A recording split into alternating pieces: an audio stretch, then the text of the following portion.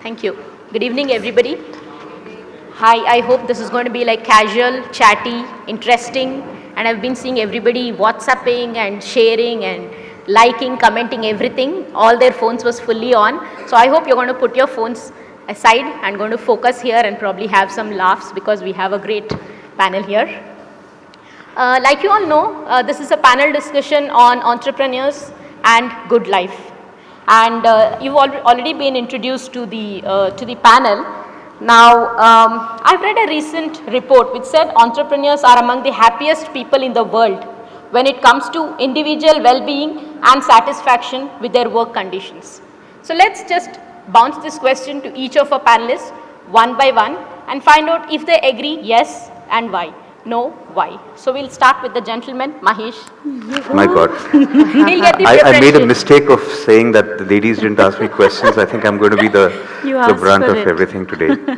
But I'm in the presence of three really accomplished ladies, and I don't think there was an introduction to Manju itself. I don't know if you all know that she was a woman behind the really successful rice bucket campaign that happened 2 years ago. She trended globally, and she's certainly somebody to be very proud of.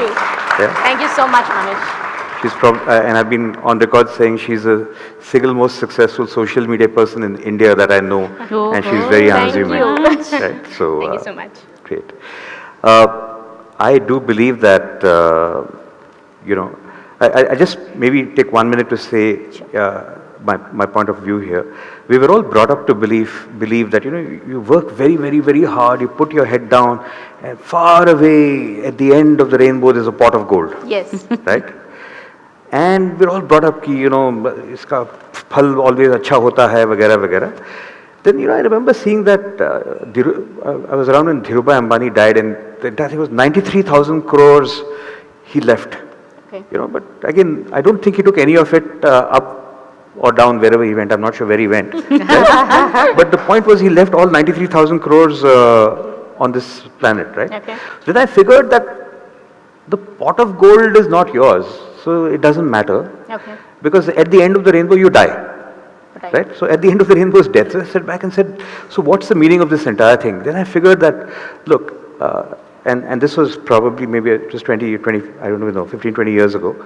I said, look, I have maybe another 40, 50 years of my life. At the end of it, I'm going to die. The only thing I have is the rest of my life. So the rainbow is the rest of your life. That's all. And the pot of gold is the rainbow, right?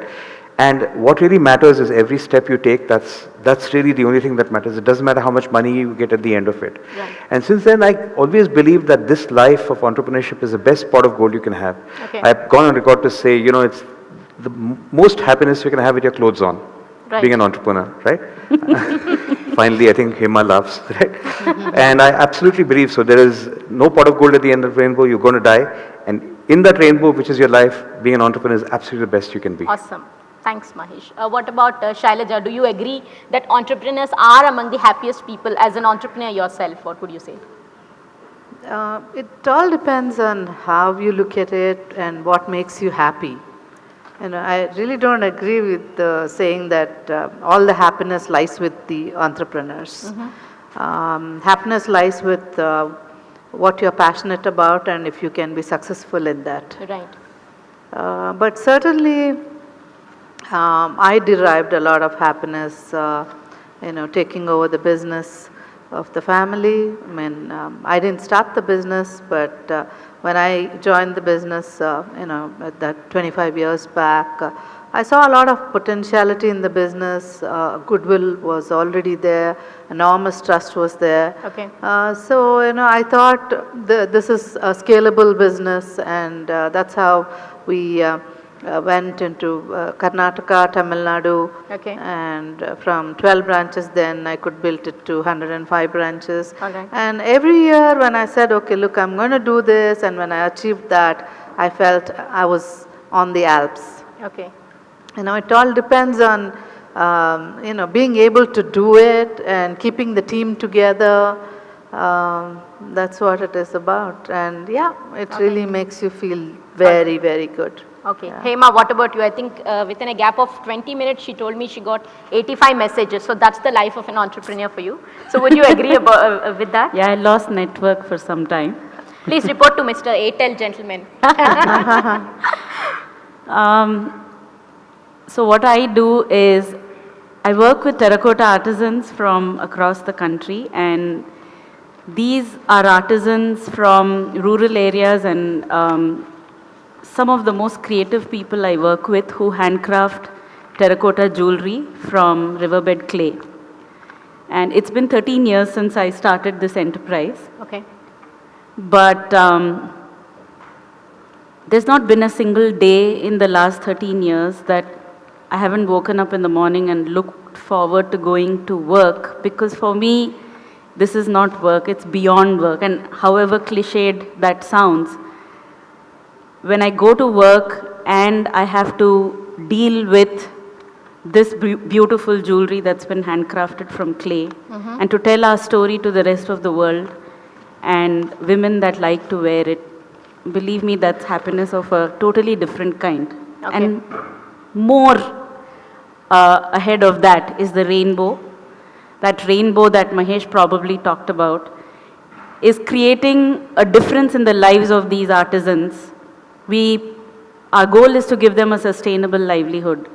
And so when we have been able to actually make a difference in these artisans' lives, there cannot be a bigger joy than that.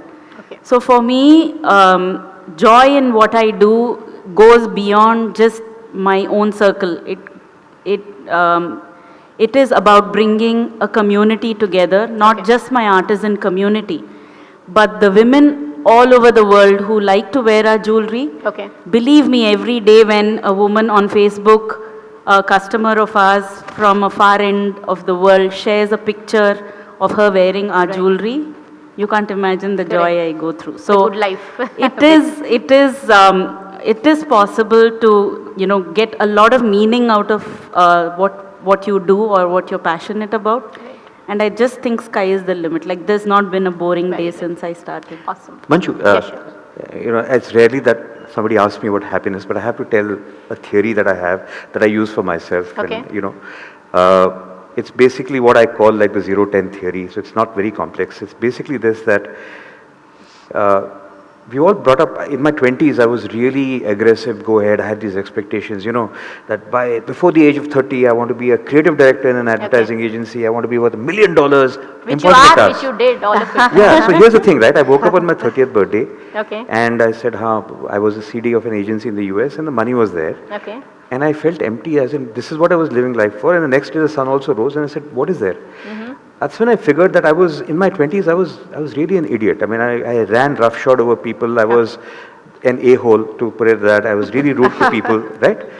And then I figured that I had an unhappy life because I had expectations, and I was always trying to meet my expectations. Okay. Then I kind of figured that, you know, here's the thing. If you have expectations and your expectations are, say, whatever, if you meet them, you're okay, it's like 5 on 10. Okay. If you don't meet them, like -5 on 10. Right. You keep swinging between -5 and 10. And I said, you know, what if I lived a life without expectations? Right. So what's the worst case? If you don't have expectations, you fail. You're a 0 on 10. It's Right, fine. It's right. better than -5. Absolutely. But if you don't have expectations and something incredible happens, it's 10 on 10. Absolutely. So I decided to move from -5 to +5 to 0 to 10. Awesome. I did that at the age of 30 on my 30th birthday, Super. and it's been awesome since then. So that's 0 on 10 theory by Right. Mahesh. Now they've all been extremely sharif and, you know, given us very good speech. We'll have a small rapid fire to see how. I don't have a live Kill meter, us. but let's do it. Okay. Kill us, Last kill time you took a weekend outing, Shailaja, 2 months back, 2 months back. Yeah. All right. When was the last time you watched a movie?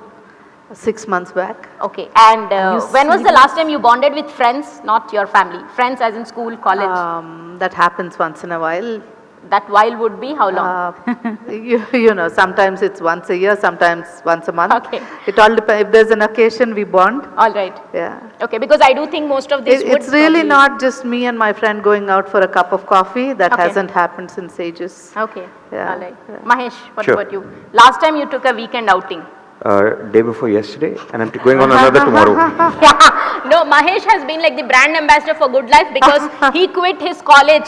So he's been having a good life since then. And most recently I saw him going on skiing holiday. Yeah. And yes, he was on a chat with Poonam Pandey. Poonam's a friend. No offense meant, but No, Poonam's a Good friend. life. She's a very smart woman. Yes, I absolutely. take 100 days off a year, at least. awesome. Oh, Yeah. you're Okay, what really about lucky. you? Sorry, we didn't It's get got nothing to do with luck. You can completely you can organize make your it. life. Yeah. Yeah. When was the last time you watched a movie? Yesterday, Okay, which one was that?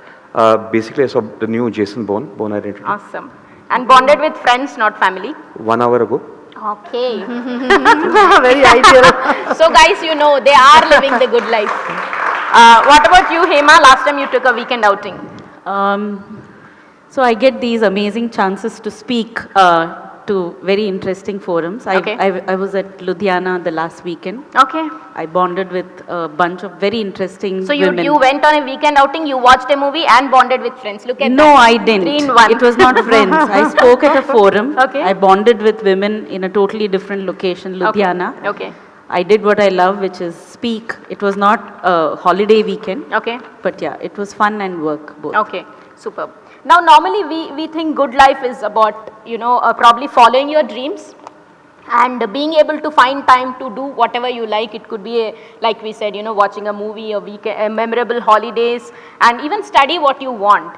But the other side of the story, we've often seen, you know, these, I think your story, the website often puts up success stories of people on how they've worked 18 hours a day to achieve whatever it is. So we'll probably go to each of the panelists to find out were they able to spend so much time and do what they wanted to do in the first 5 years of their career, be it the time or the money. Could they afford the so-called good life? And by good life I meant maybe meeting up friends, chasing your dreams and things like that. So we'll start with Shailaja.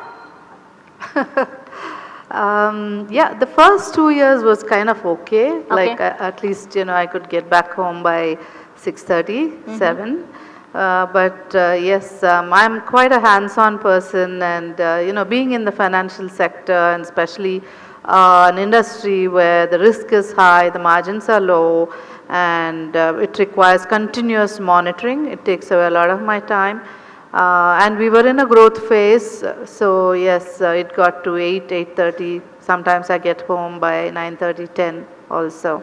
But I enjoy my work, so I love doing what I'm doing. I mean, I've read a media interview of yours where you did say you weren't able to spend as much time as you would have wanted. Yes, Now, yes. was being an entrepreneur, because at the end of the day, you're working for yourself. Yeah. Did that sort of cut into this time? And It's like I was passionate about what I was doing. I really loved the development that took place. Okay. Which is why I think I didn't find it difficult spending longer hours and, you know, creating the business that we were in. And it's not like the new age industries where you could work online and create the business. did you have a lot of technology in those days? To be Yeah, able to- we computerized, and we are totally, you know, MIS is excellent. Okay.